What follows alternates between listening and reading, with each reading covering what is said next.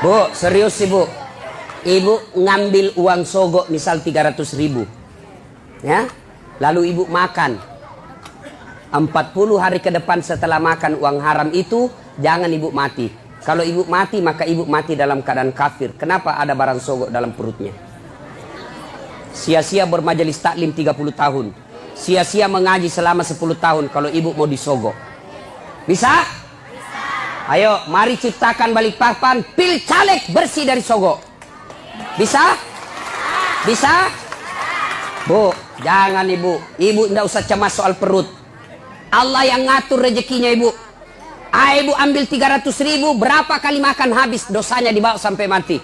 Dan demi Allah, tidak ada orang mati kelaparan di Balikpapan. Kenapa? Allah yang jamin rezekinya ibu. Percaya? Mana buktinya? Saya kasih contoh. Itu perut Allah yang ngatur, rezeki makan Allah yang ngatur. Mana buktinya? Cicak. Tahu cicak? Apa dia makan cicak ibu? Nyamuk. Masuk akal enggak? Enggak. Satu terbang, satu di dinding. Mana bisa ketemu? Di dinding cicak. Mana bisa? Iya. Tapi lagu saya waktu kecil apa dia bilang? Cicak-cicak di dinding, diam-diam merayap, datang seekor nyamuk. Hap! Nyamuk yang datang. Lagu tidak bilang cicak lompat ke nyamuk. Jadi jangan sogok bu ya. Ya. Ibu datang pengajian-pengajian, kalau ada caleg yang undang, datang dengan niat dapat ilmu, bukan karena dapat jilbab. Ya. Kalau ibu niat dapat ilmu di akhirat kelak, Allah cari mana ibu yang datang karena pengajian mau dapat ilmu, ini hadiah dari kamu. Saya kasih kau hadiah surga. Tapi mereka yang datang karena ngejar seragam, ngejar sembako, ngejar jilbab, dia akan berkata kepada Allah, ya Allah, mana pahalaku pengajian? Allah berfirman, kau dulu pergi pengajian, kamu kau dapat jilbab toh? Kau sudah dapat, tidak ada kau dapat, sekarang cilaka. Masih bau kok. Jelas? Nah, berikutnya. Lalu Nabi berkata, masalahnya nak suka jika. Nabi bilang, Nafisah, tenang, saya punya urusan. Lalu Nafisah datang kepada Khadijah. Bunda, bagaimana kalau ada laki-laki suka kita? Sembarannya. Mana ada suka janda orang tua? Nabi bilang, iya ada suka. Betul kok, betul. Alhamdulillah. Tapi masalahnya ini yang suka ki lebih muda dari bunda. Tidak jadi masalah. Tapi ini anak buah kak, tidak ada masalah. Masalah dia suka di saya. Dia bilang, Nafisah, tenang bunda, saya punya urusan. Coba, ini namanya menjaga harga diri dua belah pihak.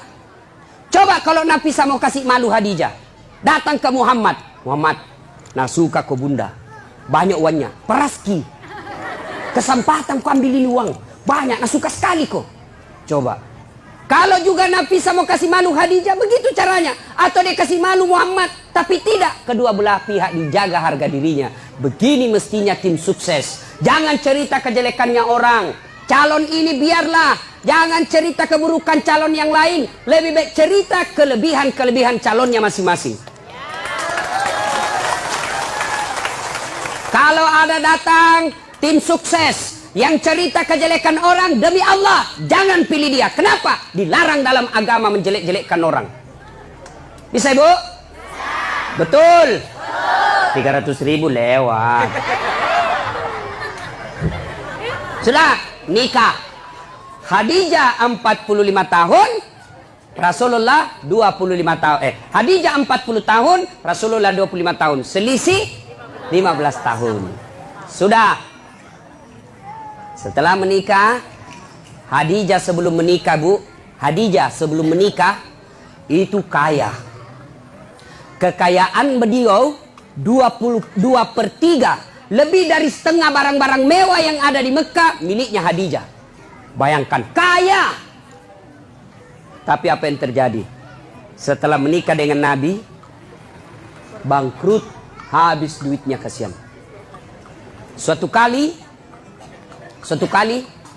Nabi tidur di pahanya Khadijah. Tidur di paha Khadijah. Tidur. Ibu-ibu sudah pernah kasih tidur di paha? Nah, ibu-ibu sudah pernah kasih tidur suaminya di paha? Bohong-bohong. Begitu suaminya mau dipaha, genis sekali. Bagaimana suaminya kada selingkuh? Ibu kada tahu mengurusi. Nah, coba itu Khadijah, ibu. Beliau tidur suaminya. Lalu dia lihat-lihat suaminya dengan wajah yang lusuh, capek. Bukan jelek ya, capek. Kan kentara muka yang capek. Seperti mukanya Ustaz Dasar. Capek, Bu, capek betul. Dia bilang istriku, mama nyecek, be, kasihan suamiku. Mato ani kasih. Sudah tidur. Lalu Khadijah melihat suaminya dan berkata dalam hati, wahai orang-orang Mekah, ayuhan nas, wahai manusia, kenapa kau benci betul ini manusia? Dia lihat di suaminya, kenapa kau benci betul ini manusia? Tidak pernah bicara kasar, tidak pernah nipu kamu, tidak pernah ngambil barang hakmu, tidak pernah merugikan kalian. Ini manusia kok kamu benci? Khadijah sambil melihat suaminya, menetes air matanya. Pas menetes air matanya, jatuh di pipinya Nabi. Nabi terbangun dan melihat dan berkata, wahai Ummul Mukminin, ibunya orang Islam, kenapa kau menangis? Apa kau menyesal menikah sama saya?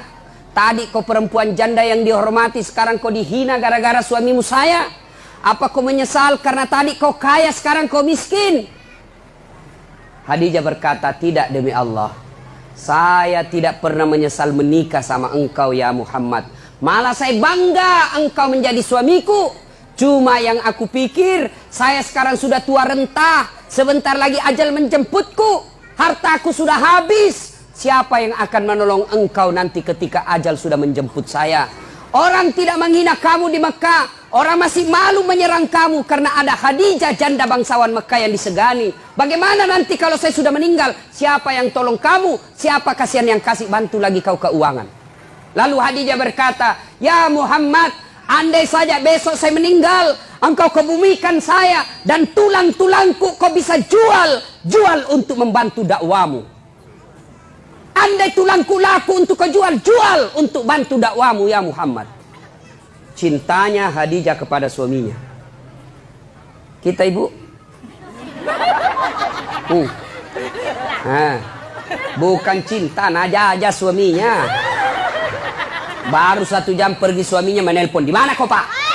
Ya kau lisu, pulang kok. Awas kok ndak pulang kok. Ini. Nggak ada di sini. Motor lolos. Bu. Halo ibu. Biar ibu jidatnya hitam sholat. Senin Kamis ibu puasa. Ngajar ngaji di TKTPA. Tapi ridho suami tidak ibu miliki, tidak bakal ibu masuk surga. Bahkan Nabi jelaskan, andai saja boleh manusia sujud kepada sesamanya manusia, itu istri saya wajibkan sujud di depan suaminya. Kenapa bisa Ustaz? Karena ibu harus tahu, kami laki-laki suami tidak boleh masuk surga sebelum istrinya dulu diperiksa.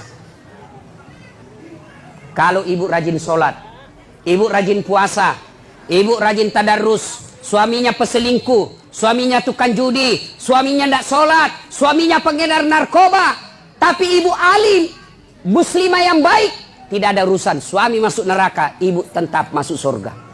Bahkan Nabi menjelaskan istri yang taat sama suaminya, padahal suaminya pembuat maksiat, kata Nabi, nih 7 surga kau masuki, tadkhulul jannati bisalam. Pilih kau ini 7 pintu surga mana kau masuki. Meskipun suamimu bajingan. Beda kami laki-laki. Suaminya ulama, suaminya penceramah, suaminya hafiz Quran, tapi istrinya tidak pakai jilbab. Suami istrinya suka pi bertetangga bertengkar, suaminya suka menghasut, suaminya suka ngambil kue kalau pi pengantin. Istrinya. Ibu-ibu Pak Doko yang selalu saya istilahkan ibu-ibu Columbus. kelompok ibu-ibu pembungkus.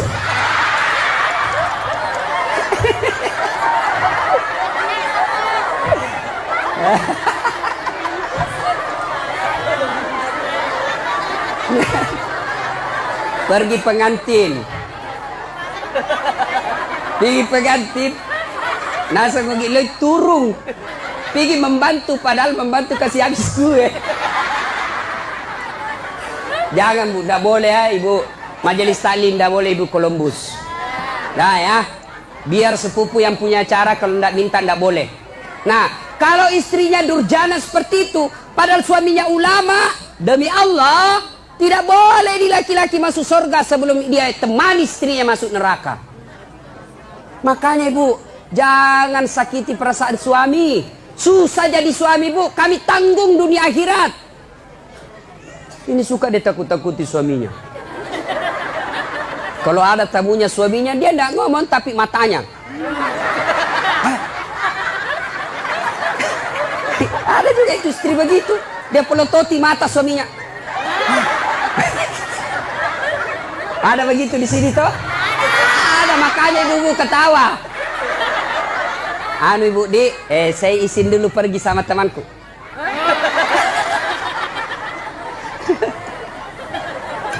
Nah, subhanallah, Khadijah, itulah Khadijah. Karena waktu yang terbatas.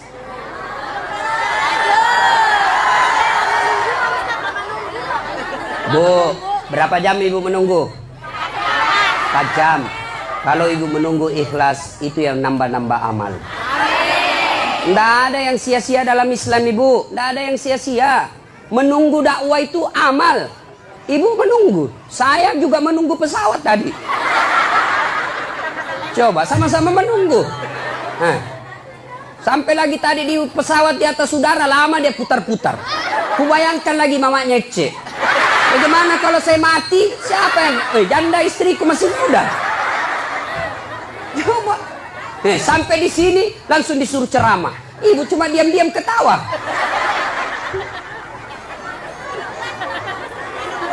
Minum, saya puasa ibu. Nah, siapa tahu ada yang mau traktir saya buka puasa.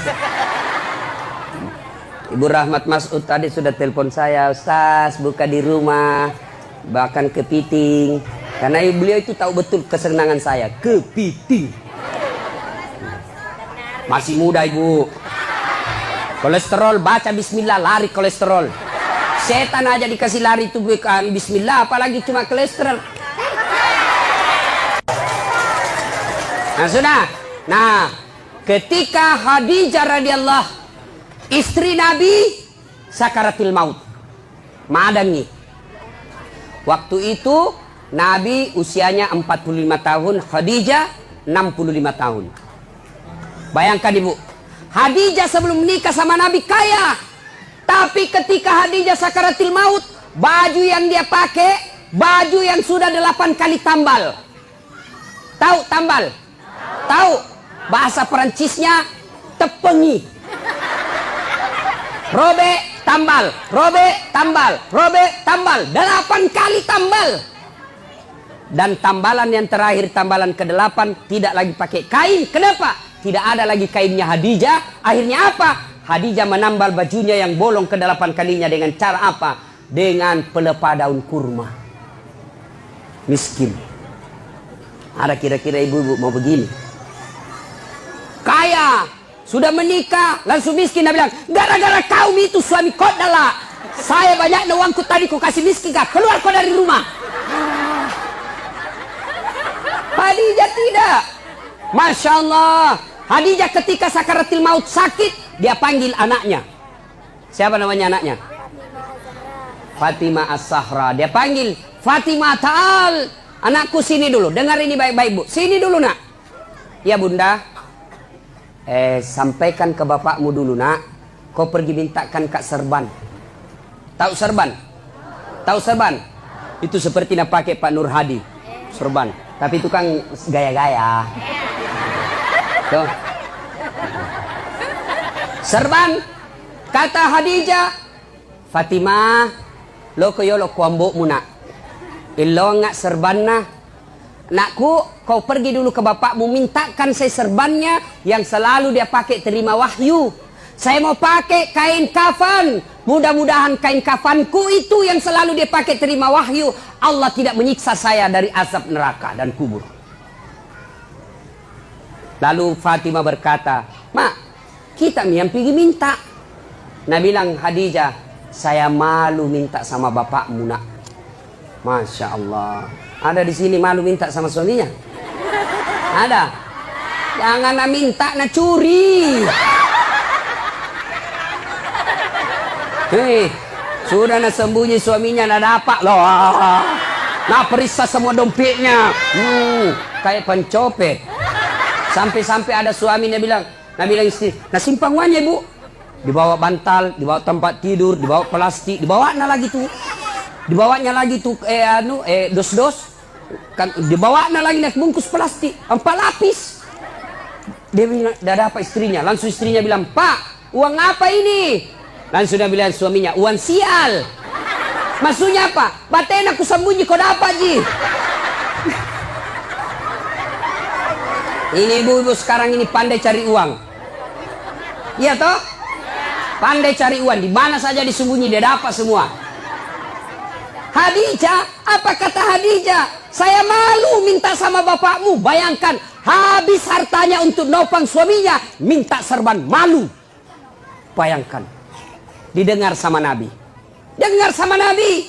Nabi lalu datangi istrinya. "Ya Ummul Mukminin, habis hartamu untuk bantu dakwah. Capuk waramparamu malu tulung. Hanya ini keserban yang kau minta dan itu pun kau malu menyatakannya." Nabi menetes air matanya. Lalu kata Khadijah, "Saya minta kain serban yang engkau selalu pakai nerima wahyu. Mudah-mudahan kain serban itu jadi kafanku sehingga saya tidak tersiksa di alam kubur." Mendengar itu datang Jibril. Datang Jibril, Bu. Jibril sampaikan kepada Nabi, "Ya Muhammad, sampaikan kepada Khadijah." Masya Allah. Karena Jibril tidak boleh langsung bicara sama Khadijah. Kenapa? Hanya Jibril boleh berbicara kepada Nabi dan Rasul. Namun manusia tidak boleh. Jibril sampaikan kepada Nabi, "Ya Muhammad, sampaikan kepada Khadijah. Ada salam dari Allah untuk Khadijah." Masya Allah. Allah yang titip salam sama Khadijah, Bu. Luar biasa. Kita saja titip salam dari orang lain. Sudah senang. Saya bayangkan, Bu. Saya pernah terima ucapan selamat hari raya dari Pak Yusuf Kalla. Ucapan selamat hari raya. Istana Wakil Presiden Republik Indonesia dengan ini menyampaikan selamat hari raya Idul Fitri, mohon maaf lahir batin. Taqabbalallahu minna wa minkum. Salam hormat Yusuf Kalla, Wakil Presiden Republik Indonesia, kepada saudara Dasat Latif. Seterima itu, Bu, saya buka, saya kasih lihat semua sepupuku di kampung. Ita ko cule capok. Lihat kok sepupumu. Lihat kok. Itu baru manusia kita sudah bangga. Allah yang titip salam kepada Khadijah. "Ya Muhammad, sampaikan ada salam dari Allah. Dan sampaikan kepada Khadijah, Allah sudah sediakan istana dalam surga." Subhanallah, sudah dalam surga istana lagi. Sampaikan kepada Khadijah, Allah sediakan istana untuk Khadijah yang terbuat dari mutiara. Tidak terbuat dari jamrud, tidak terbuat dari emas, tidak terbuat dari nikel. Terbuat dari apa? Nabi Jibril katakan terbuat dari mutiara. Kenapa? Khadijah punya sifat mutiara. Apa sifat mutiara? Ibu tahu mutiara? Hidup di dasar laut. Yang masuk ke dalam perutnya pasir. Yang masuk ke dalam tanahnya kerikil-kerikil. Tapi setelah masuk dalam perutnya Khadijah, perutnya mutiara, apa yang keluar? Tadi keluar pasir, tadi keluar kerikil-kerikil batu. Apa yang keluar setelah dia buka cangkangnya? Apa yang keluar? Mutiara. Artinya Khadijah tidak pernah cerita keluhannya kepada orang lain. Ini yang ibu-ibu banyak miliki sekarang. Suka cerita kelemahannya, suka cerita masalahnya rumah tangga kepada orang lain. Bahkan lebih aneh lagi, dia cerita kelemahan suaminya di Facebook.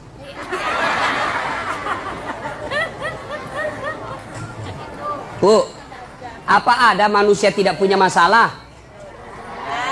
Ibu kira-kira Yakin enggak Khadijah penuh dengan masalah dalam hidupnya? Khadijah banyak masalahnya dalam hidup.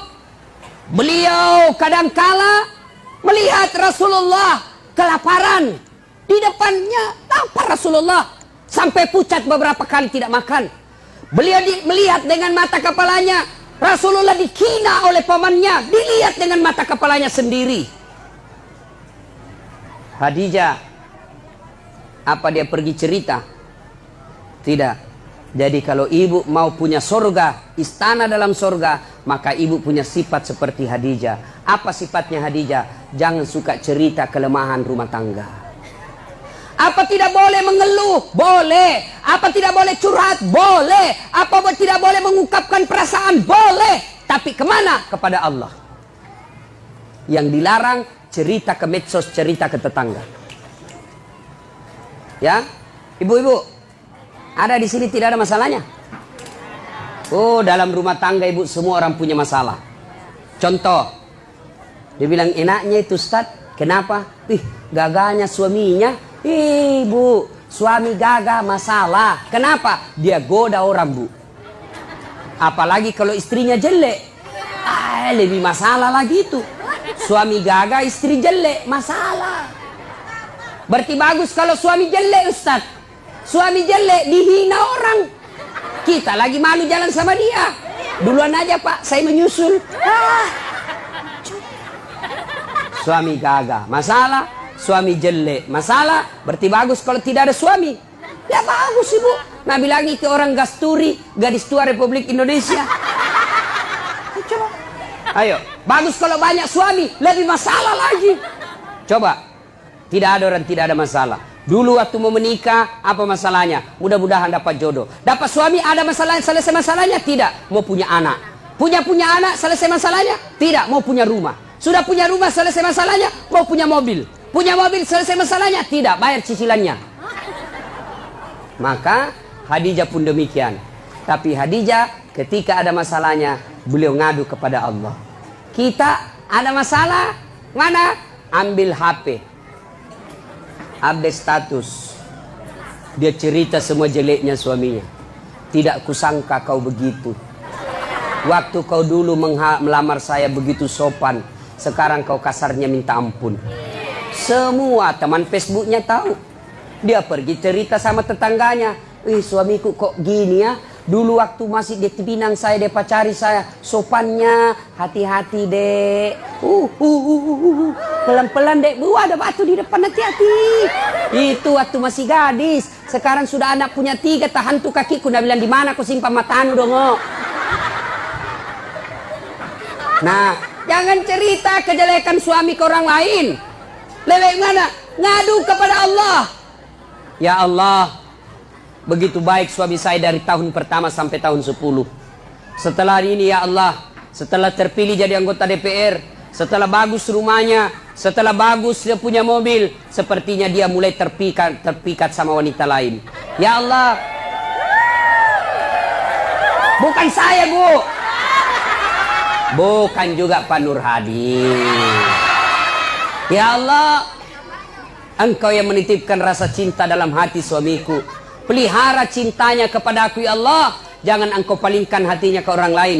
Buat dia pusing kepalanya kalau dia tidak lihat saya 24 jam. Boleh doa begitu Bu. Ngadu kepada Allah. Ya Allah, saya lihat suamiku makin hari makin kasar ya Allah. Aku tidak mampu mendidiknya ya Allah. Tapi Engkau yang beri hidayah. Berikan hidayah kepada suamiku ya Allah. Supaya dia menjadi suami yang menjadi imamku dunia akhirat. Jangan pergi cerita sama tetangga. Itu suamiku pelitnya nah. Sudah pelit kalau tidur ngorok. Sudah itu keluar lagi nyiurnya. Beleng-beleng. Kamu dicerita. Bertengkar sedikit langsung sudah telepon mamanya di Sulawesi. Mak, suamiku begini. Jangan. Minta pertolongan Allah. Allah cuma minta ud'uni astajib lakum. Minta kau kepadaku, saya yang selesaikan masalahmu. Ayo, minta berdoa kepada Allah. Dan berdoa tidak harus bahasa Arab. Ada yang selalu bilang, Ustadz, apa doanya? Suamiku ini sudah mulai lain-lain. Doanya, 1, perbaiki pelayanan. Ini rahasia laki-laki Bu.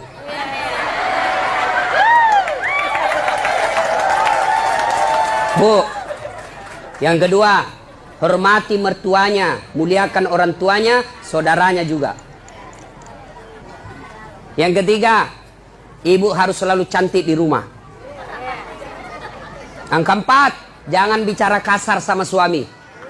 Kalau ibu mampu lakukan ini, suami mau kawin lagi, maka ada yang bantu ibu. Siapa? Mertua. Maka datanglah mamanya, hehehe. Kasih melo mak bene. Apalagi kau mau kawin lagi tuh. Coba lihat istrimu, bagusnya Masya Allah. Kalau saya datang ke Balikpapan, saya belum bangun sudah siap sarapan. Saya tidak pernah kasar bicara sama saya. Adik-adikmu dihormati. Kau mau kawin lagi, belum tentu kau dapat perempuan lebih baik dari dia. Tapi ini nah, datang mertuanya kasar ngomong, baru tiba dia bilang, kapan pulang ibu? Pintu bunyi terus, pak. Tidak pernah dihargai saudaranya. Maka begitu pulang kampung ke Sulawesi, apa nak bilang mamanya? Nah, saya kasih sekolah kau itu tinggi-tinggi supaya nak hormati ke orang. Kenapa justru istrimu tidak hormati kau? Apa itu istrimu itu? Tidak nak hargai saya, tidak nak hargai saudaramu. Padahal kau yang carikan uang. Sudah mi, kami mau kau lagi. Kalau perlu sembunyi-sembunyi kau saja. Masih mau kau? Cida. Itu laki-laki bu terbantu perempuannya.